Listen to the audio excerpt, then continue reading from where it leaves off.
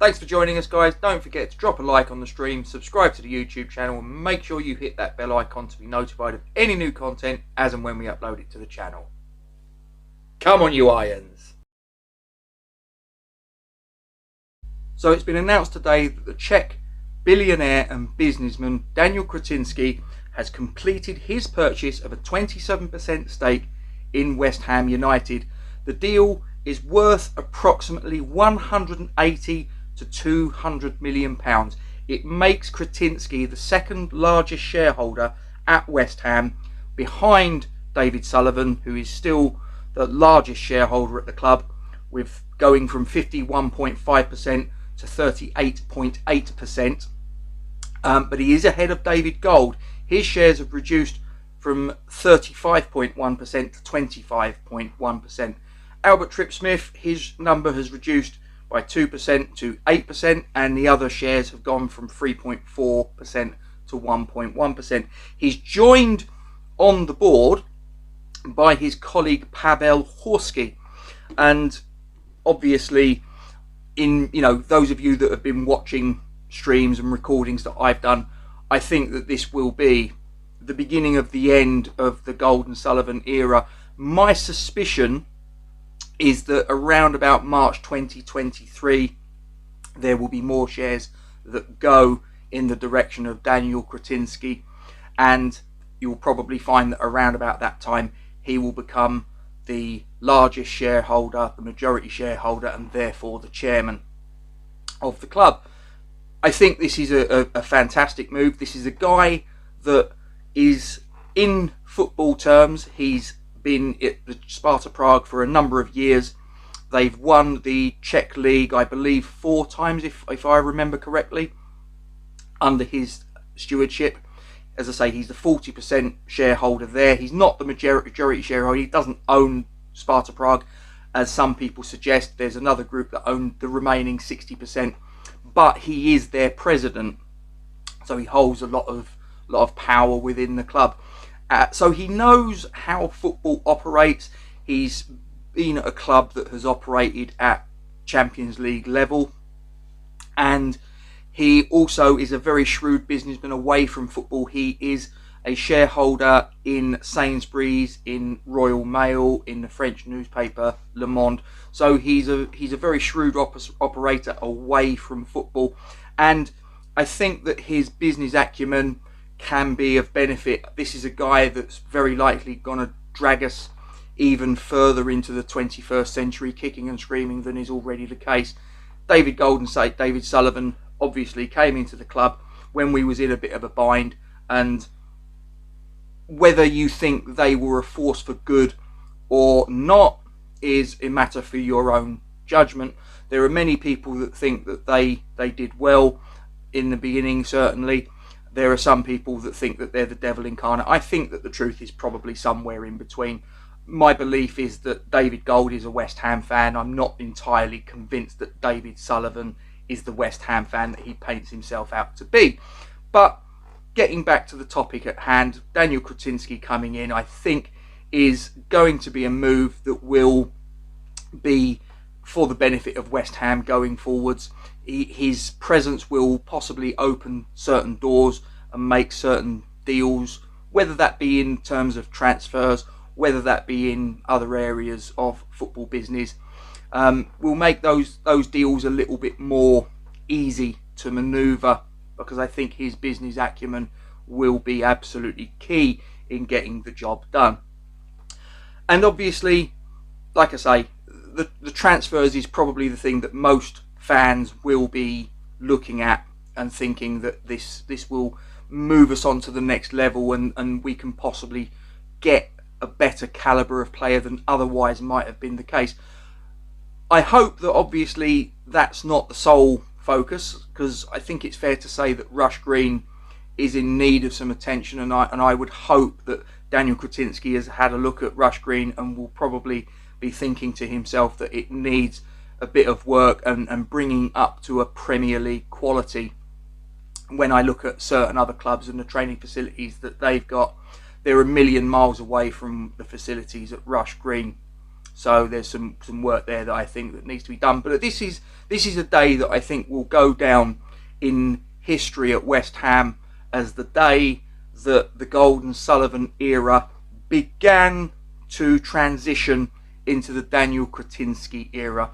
We shall see how this plays out. Obviously, March 2023 will be the key, and that will be when the deal in the lease agreement that was agreed, that if they sold the club before that date, there was a financial penalty.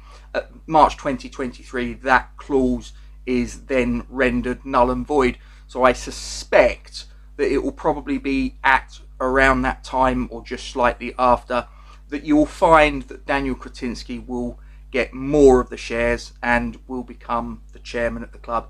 And as I say, I think that is, in the long run, that is the right move. It's my opinion, and has been for some time, that whatever you think about David Gold, good, bad or indifferent, or David Sullivan as well, is that in the modern era, in the year 2021, and obviously post-pandemic, that I don't believe that they're equipped to fully deliver on their pledges that they made when they came into the club, which are still on the club website. And I know that David Sullivan has said that they were more, David Gold, said that they were more in aspirations and all the rest of it. But they are used as a little bit of a stick to beat them with, rightly or wrongly. This is where I kind of disagree with some people that say that Gold and Sullivan are not ambitious enough because of that 10-point pledge that they made when they walked through the door. I actually believe that what they're guilty of actually is being over-ambitious and being ill-equipped in the modern era to deliver on those pledges. They're over-ambitious, but they haven't got the financial firepower to be able to get the job done. I believe that Daniel Kretinsky will have the financial firepower to get the job done, which Gold and Sullivan are unable to do right now.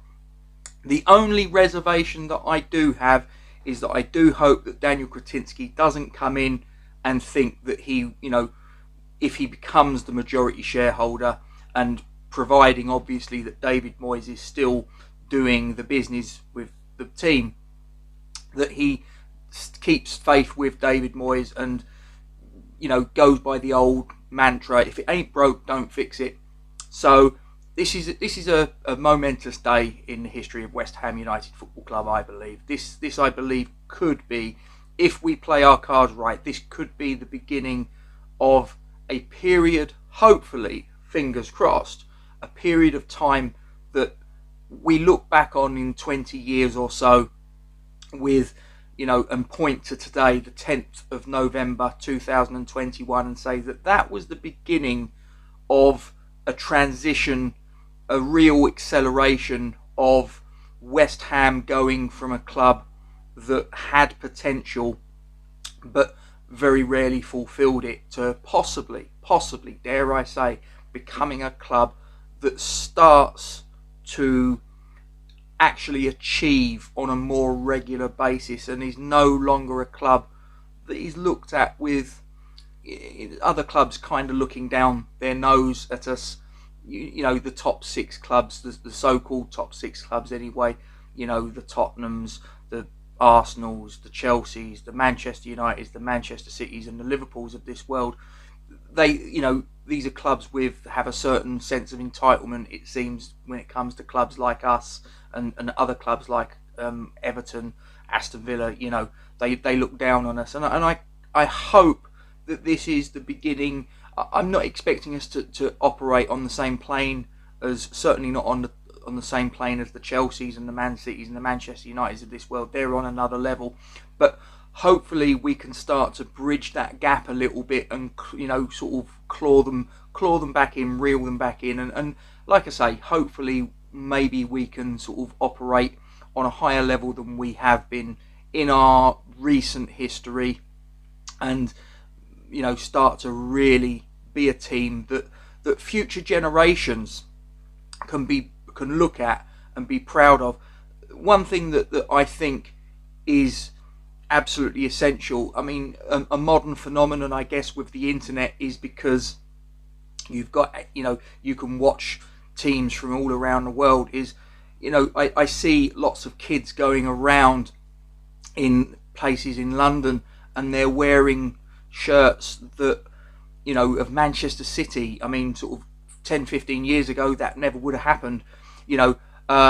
Barcelona, Real Madrid, Paris Saint-Germain, you've got kids going around who should be, following their local team. Now, whether their local team is West Ham or not, I think that's something that has kind of, that there's certain generations around West Ham, the Newham area, and sort of like out in East London and further out into Essex, that we've possibly lost a generation or two of fans because we've not operated at that sort of level, or not even look like we're even sort of trying to.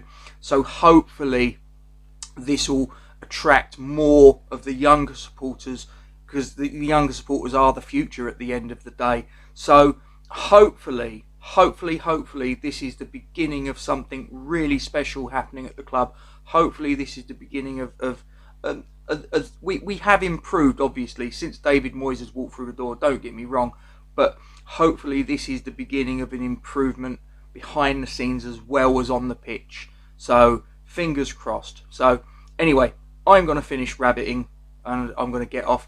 So don't forget, the comment sections below, guys. Please get involved. Please drop a like on the stream, share it onto your social media platforms, subscribe to the YouTube channel Falls from Iron West Ham United, and don't forget to hit that bell icon to be notified of any new content as and when we upload it to the channel. Stay safe, and I'm going to do my usual sign out, guys. Come on, you Irons.